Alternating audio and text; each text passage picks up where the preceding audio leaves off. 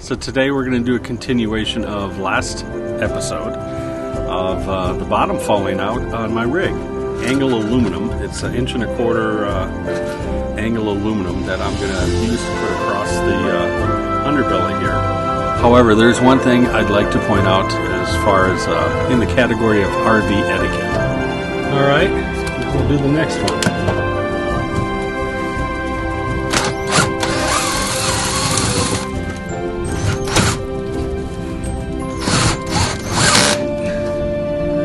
Alright, that's it. I am going to call Grand Design before I tear all of this out.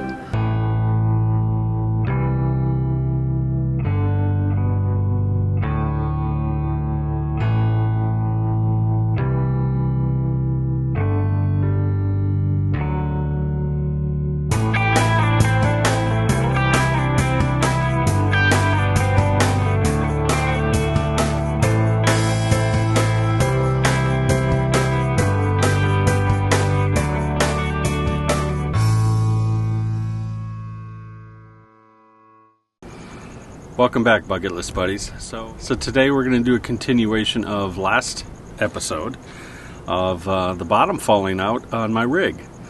So I bought some angle iron, if you can, I shouldn't say angle iron, angle aluminum. It's an 1 1/4 angle aluminum that I'm going to use to put across the underbelly here. Now I bought 8-foot lengths. It is actually 80 inches from edge to edge underneath the rig here. However, I may not cut these to 80 inches. I may make them go a little longer, kind of in an angle, only because it might give me more area to kind of hold up. So I'm going to figure that out once we get under there and we take a few things off and we test some stuff. But before we go under there, I'd like to invite you to go ahead and like this, subscribe, and hit that little bell right there to notify you when I'm going to release the next episode. It helps me out a lot.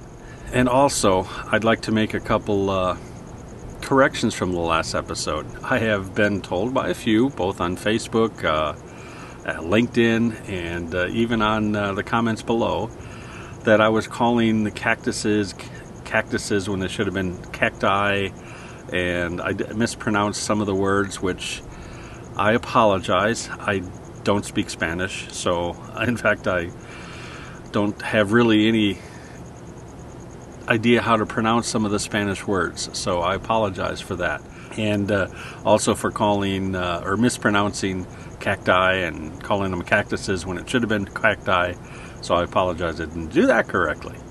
But don't get me wrong, I appreciate all those comments and you're helping me learn these things. But before I crawl into there, I do want to bring up one point of RV etiquette, and I typically don't do this, but when I just see a blatant disregard for other people's space or property or even other people's consideration, I just have to say something. Now, I emphasize by saying I am a huge dog lover. Many people ask, why don't you have a dog with you? You travel alone, you should have a dog. I love dogs and would seriously considered getting a dog to come with me. However, the way I travel and the way I go out on expeditions and things like that, it wouldn't be fair to the dog. Oftentimes I go places where I can't take a four-legged friend, and I'd have to leave them in the RV. And then I'd have to get back in a certain period of time to let the dog out to do its business and that sort of thing. And some people might say that's selfish, but I just didn't want to have to rush back an hour and a half, 2 hours away from wherever I'm at exploring things just to do that. So I felt, as much as I wanted to have one with me, I felt it just wasn't right for me and wasn't fair to the animal. But when we talk about our four-legged friends, if you are going to have them with you, you need to be responsible about that.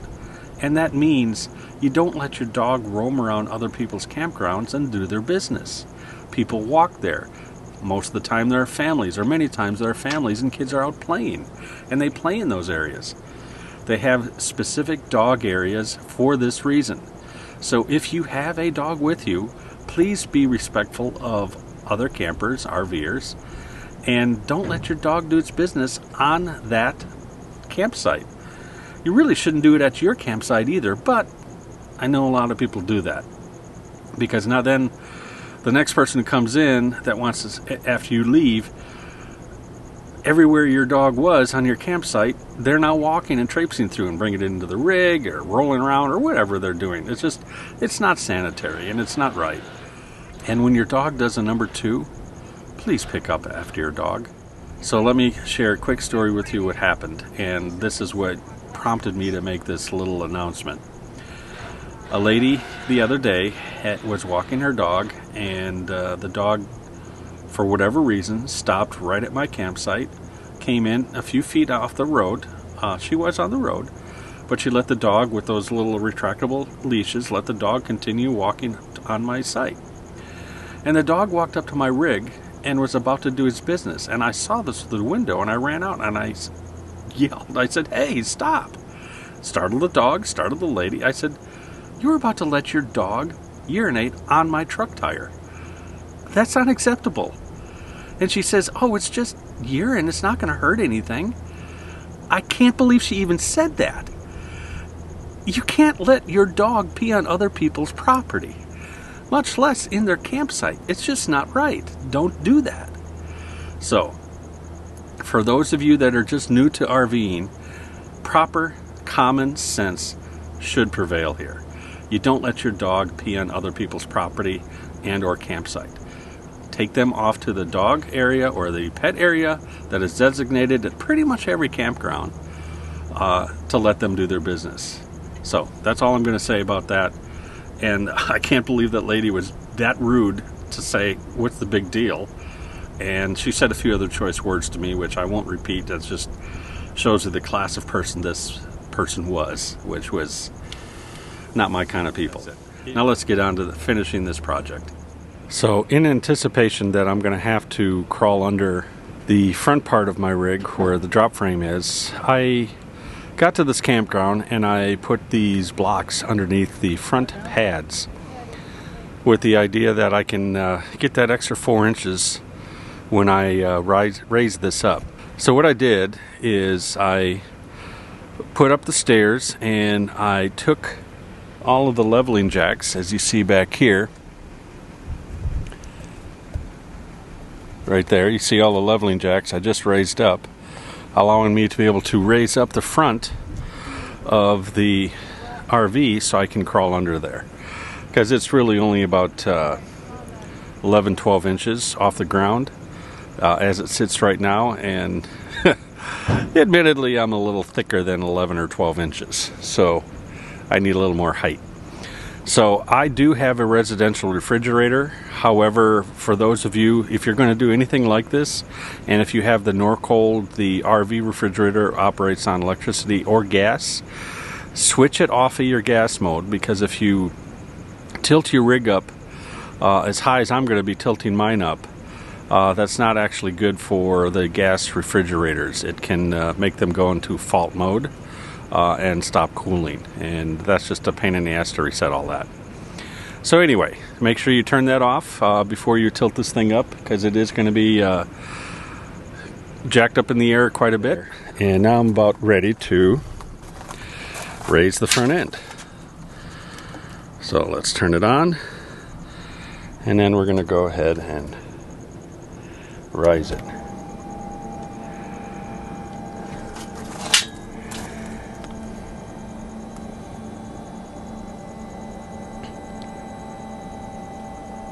Okay,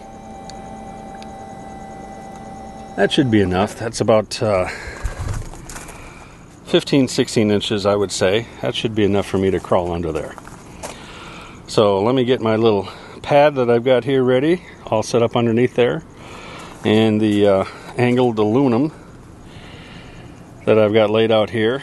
So I'll turn this off and I'll turn it back on once I'm crawled under there and set up and ready to go. All right, everyone, I've been under here for a few minutes just looking at things and assessing things, and it's sagging quite a bit. I think you guys saw that in the last episode. However, I came up with a different solution on how I'm going to attach these pieces of aluminum, and I was going to do it across here, going basically the short way, which is 80 inches.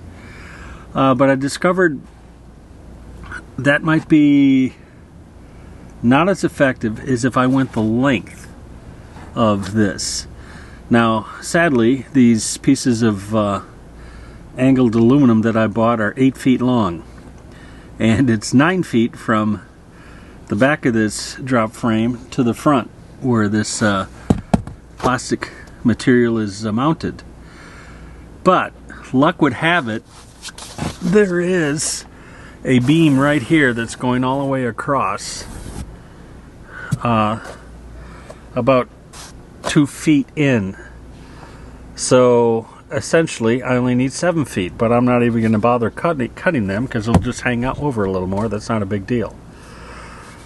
So I'll mount it at the very end of the drop frame up there, and I'll have two of them. I'll have one on this side and then one over on that side, coming in about 18 inches from the inside of the frame. So there'll be about a 2-foot gap in between each of these pieces of angled aluminum that I purchased. That will give me the widest area, or longest area I should say, of holding all this plastic material up. I do see underneath here that they have one screw with a fender washer. Sorry. They do have one screw actually right here with a fender washer, and that's the only one underneath here. Not understanding why that's the case. Also, my fresh water tank, I did notice, is up in that back corner there. I did push up on there to see if that was dropping, and that's not. It's so that's fortunate. Thought maybe that was what's causing everything, but it's not. So I'm just going to go ahead and try this method, and hopefully this will work out fine. So I'm going to crawl back out of here, grab these aluminum pieces, and drill holes in the end. But let's get on that. Let's do it this way.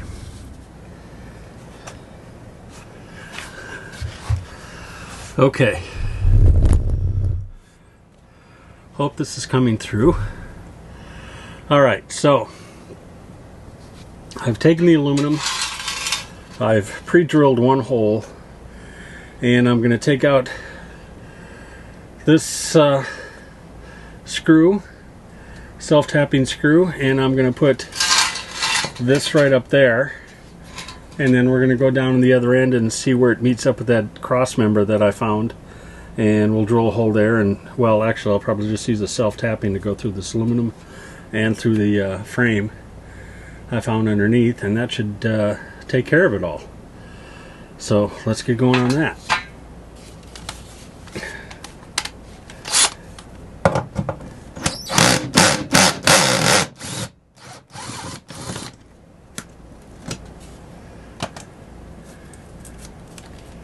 All right.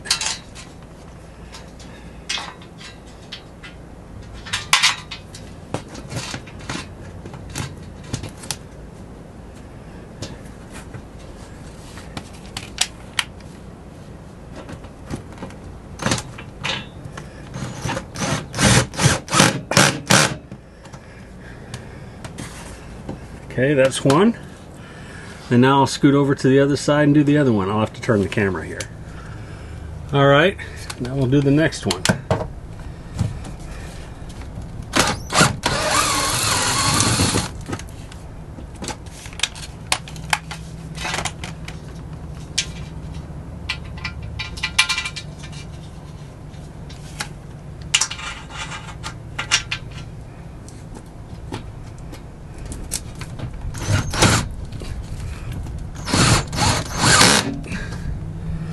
Alright, that's in. Now we'll go to the other ends and line up where the screws are going to go into those cross members, and then this job should be done.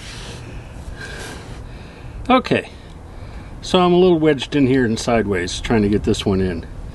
I did pre-drill the aluminum piece. The screw I bought is probably a little too long, but I didn't know how much I needed, so anyway, let me get this going.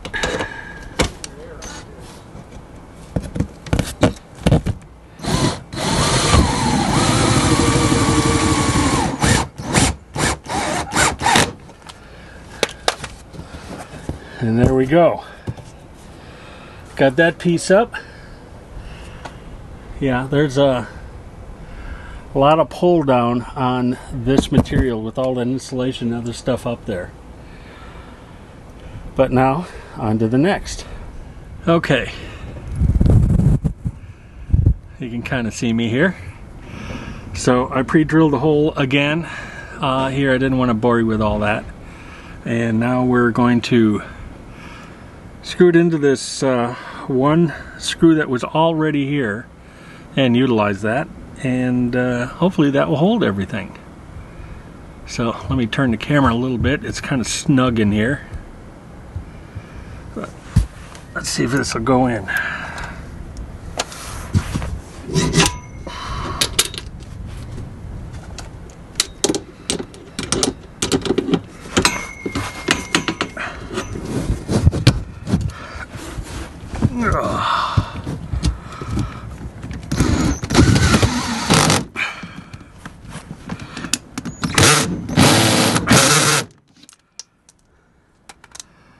Well,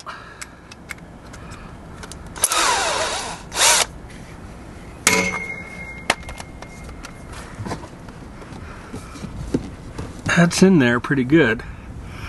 So, hopefully, that will solve all of the problems of that coming out. Now, this does sag a little bit or bend a little bit, which tells me there is some pressure coming down from all this insulation and whatever else is up there. Okay, this job is done. However, I don't think this is the last of it. There seems to be a lot of pressure coming down on this, so there's more than just insulation pushing down on here.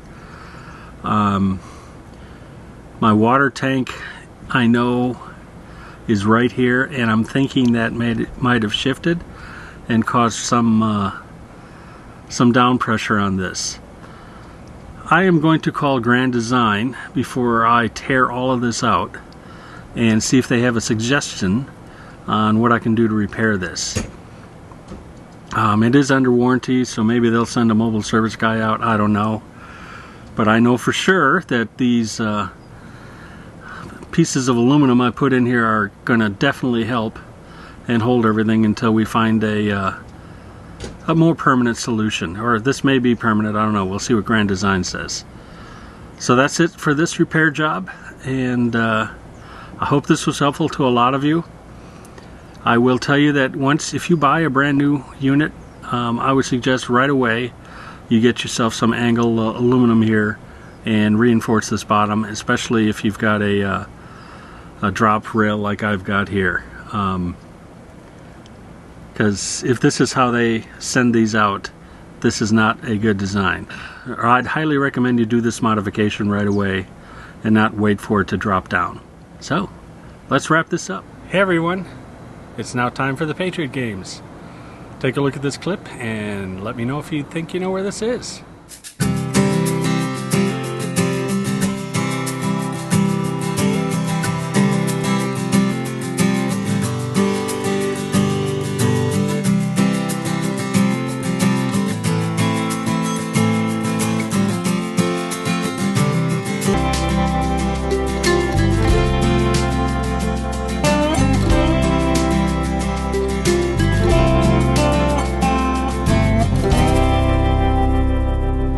Alright everybody, do you know where this is?